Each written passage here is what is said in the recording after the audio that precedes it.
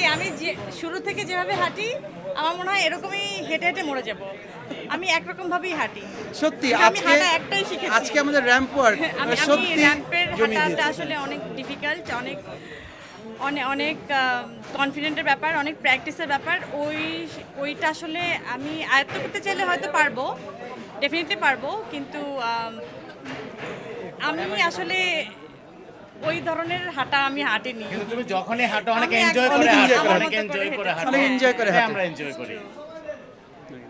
ওরি আপনার মানে সুন্দর একটা সময় আপনি বডি শুরু করছেন জীবনে, সো এরকম একটা অনুষ্ঠানের সাথে টাইটেল স্পন্সর কিভাবে যুক্ত হলেন, আইসা অনুষ্ঠানটা দেখলেন কেমন লাগলো, নিজেও হাঁটলেন, সকলের অভিজ্ঞতা একটু যদি শেয়ার করতেন আমাদের সাথে।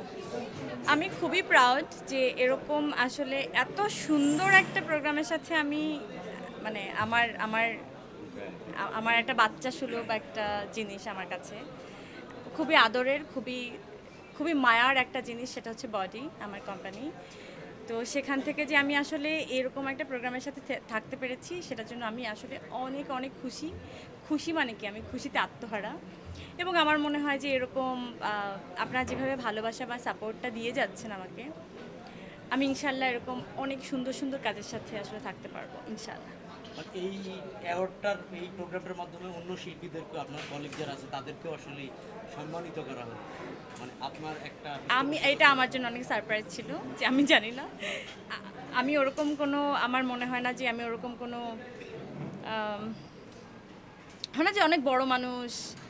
হ্যাঁ, ডেফিনেটলি আমি নিজেকে সম্মান করি বলে সম্মানিত পার্সন, এটা একদম আমার মনে হয় প্রত্যেকটা মানুষ নিজেকেই সম্মান করে, কিন্তু অত বড় একটা মানুষ হয়ে যায়নি যে আমার হাত থেকে কেউ অ্যাওয়ার্ড নেবে। এটা আমার কাছে খুবই একটা এটা একটা আমি সরি সবার কাছে যে, তারপরও যদি আসলে সবাই উইলিংলি বিষয়টাকে সাপোর্ট করে বা ভালোবেসে গ্রহণ করে, ভালোবাসা তো গ্রহণ করা অনেক একটা স্বর্গীয় জিনিস বা সুন্দর একটা জিনিস।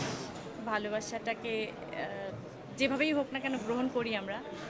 তো ভালোবাসা ডিনাই করার কোনো কিছু নেই, আমরা ভালোবাসা এভাবেই গ্রহণ করি, ওইটাকে সেলিব্রেট করতে চাই, দ্যাটস ইট। আপনি ভালোবাসার কথা বললেন, তেমনই আপনার ভালোবাসার একজন মানুষ চয়নিকা কার্যকরী, তার 25 বছর এই ইন্ডাস্ট্রিতে ঘুরে, তাকেও কিন্তু আপনি আজকে অ্যাওয়ার্ড দিতে বিষয়টা কি সারপ্রাইজ ছিল।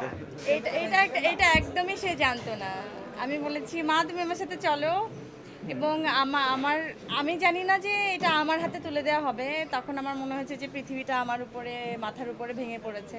দেন আমি আসলে হাঁটু গেড়ে তাকে সম্মানটা তুলে দিয়েছি। সবসময় আমি সচরাচর দেখেছি সুন্দর করে হাতে তুলে, কিন্তু একটা নতুন একটা মানে আসলে কি আমার সাহস, ওই রকম যোগ্যতা হয়েছে এরকম একটা বড় মানুষকে এইভাবে তার অ্যাওয়ার্ডটা হাতে তুলে দেওয়ার? এটা কি আসলেই আমার, প্রিয়াল ভাই কি আপনাকে সেই সম্মানটা দিত? তুমি কি আমার ইন্টারভিউটা নিতা? আমি একটু বলবো, ওটা খুব সুন্দর লাগছে, সুন্দর ও থ্যাংক ইউ। সুন্দর সব কিছু, বডি প্রেজেন্টস, আমি তো আসলে অনেক কিছুই করি, এটা আসলে কেন রাজি হয়েছে বলছো যদি আরেকবার, এটা বডি প্রেজেন্টস, এটা রাজি হয়েছিল কেন? রাজি হয়েছিল? আমি রাজি করিয়েছিলাম ভাই। আমাকে ওরা নক দেয়নি।